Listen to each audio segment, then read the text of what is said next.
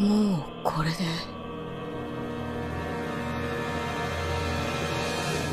終わってもいい。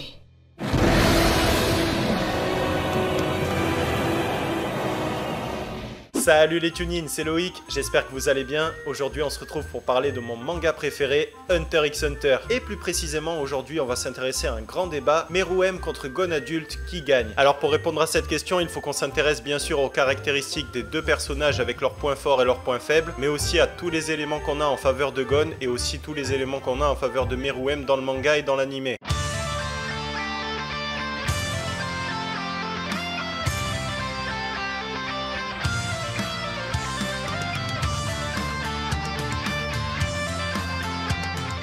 Et on commence avec Gon qui a des capacités naturelles qu'il a su développer dès son plus jeune âge et une capacité innée à effacer sa présence comme on l'a vu pendant l'examen Hunter alors que Gon ne connaissait même pas encore le Zetsu. Son haine est du renforcement, ce qui lui procure une force et une résistance incroyables. Et sa technique préférée, le pierre-feuille-ciseau, lui permet de concentrer son énergie dans son poing, soit au corps à corps avec une immense force de frappe avec la pierre, soit à distance en projetant son haine avec le papier, ou encore en découpant ses adversaires avec le ciseau. Et enfin, contre Pitou, Gon fait évoluer son corps de façon monstrueuse. Par contre, l'utilisation de cette transformation n'est pas sans risque. Gon doit réduire son espérance de vie et renoncer définitivement à son haine. Un autre point faible de cette transformation, c'est qu'elle n'est pas éternelle, et au bout de quelques minutes, Gon va subir les contre-coups de son attaque. En plus de ça, il n'est pas très à l'aise avec les attaques à distance, et en général, il se contente d'utiliser la pierre en négligeant le papier et le ciseau. Et pour finir, son plus gros point faible, c'est bien sûr le temps qu'il met à charger sa technique, ce qui va laisser la possibilité à son adversaire de fuir, d'esquiver ou même d'anticiper son attaque. Maintenant, on passe à Meruem. Son énorme point fort, c'est bien sûr sa grande capacité d'analyse et ses talents de stratège.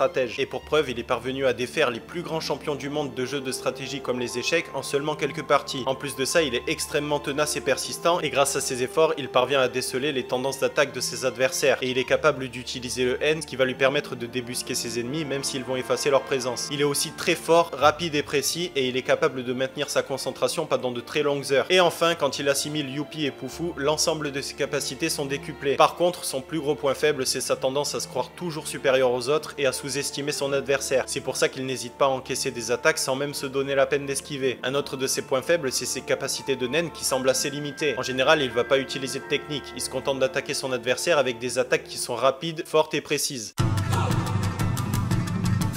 Pour comparer ces deux personnages, il faut bien sûr qu'on prenne en compte tous les éléments qu'on dispose dans l'anime. Déjà, un point qui est très important, Pitou a été inquiète lorsque Gon a éveillé sa puissance. Et elle n'a pas été inquiète pour elle, mais bien pour le roi. Et en tant que garde royale, quand même, on suppose qu'elle a une bonne connaissance des capacités de Meruem. Donc si elle a été inquiétée, c'est bien que la puissance de Gon se rapproche de celle du roi, et qu'il est capable de le mettre en difficulté. Ensuite, on sait que Gon a réussi à battre Pitou avec une facilité déconcertante. Mais il ne faut pas oublier que Pitou est beaucoup moins puissante que le roi, même si l'écart entre eux n'est pas non plus démesuré, parce que comme on l'a vu, quand le roi a donné un coup à Pitou avec l'intention de la tuer, elle n'est pas morte. Alors que si l'écart de puissance entre eux avait été monstrueux, il l'aurait tué sans problème. C'est pour ça que j'estime la puissance du roi environ 3 ou 4 fois plus grande que celle de Pitou. Par contre, sa résistance surpasse largement celle de Gon, parce que je vous le rappelle, il a survécu à la bombe de Netero. Dans un état plus que critique, certes, mais il n'empêche qu'il a survécu. Et je te rappelle que l'attaque de Netero est beaucoup plus puissante que celle de Gon. Et on le voit à la destruction du paysage, qui semble 3 ou 4 fois plus importante avec l'attaque de Netero. En plus de ça, Gon s'est fait arracher le bras par Pitou, et je doute qu'elle y serait parvenue avec Meruem. Et enfin, la rapidité des deux personnages semble plus ou moins équivalente, parce que Gon a pris de vitesse Pitou, il a esquivé son attaque, et il a traversé tout le château en un dixième de seconde. Et Meruem, quant à lui, il a réussi à porter plus de 1000 attaques à Netero en seulement une minute. Pourtant, malgré tout ça, je pense que Meruem gagnerait presque à coup sûr contre Gon, et ça pour plusieurs points importants. Même si Gon a réussi à faire évoluer son corps, il est encore un peu naïf et il baisse facilement sa garde, contrairement à Meruem qui reste concentré en permanence. Et plus important encore, l'attaque la plus puissante de Gon a 3 gros points faibles. De 1, il lui faut du temps pour la charger, temps pendant lequel Meruem pourra l'attaquer. De 2, il doit la porter au corps à corps. Et de 3, elle ne sera pas assez puissante pour tuer Meruem. Et dans le meilleur des cas, elle va lui infliger de gros dégâts, en supposant bien sûr qu'il se laisse toucher. Et il faut pas oublier aussi que si le combat se prolonge, Meruem va être clairement avantagé par rapport à Gon. Il va réussir à maintenir ses capacités pendant de longues heures, alors que sous cette forme, Gon ne peut tenir que quelques minutes. En plus, même si Gon efface complètement sa présence avec le Zetsu, il pourra toujours se faire repérer par le N. Donc la seule chance de Gon, ce serait de profiter de l'excès de confiance du roi et de mettre toutes ses forces dans son premier coup, afin de réussir à blesser suffisamment son adversaire pour réduire sa vitesse et sa force. Et par contre, dans sa forme ultime, Meruem est encore plus puissant. Il battrait Gon à coup sûr.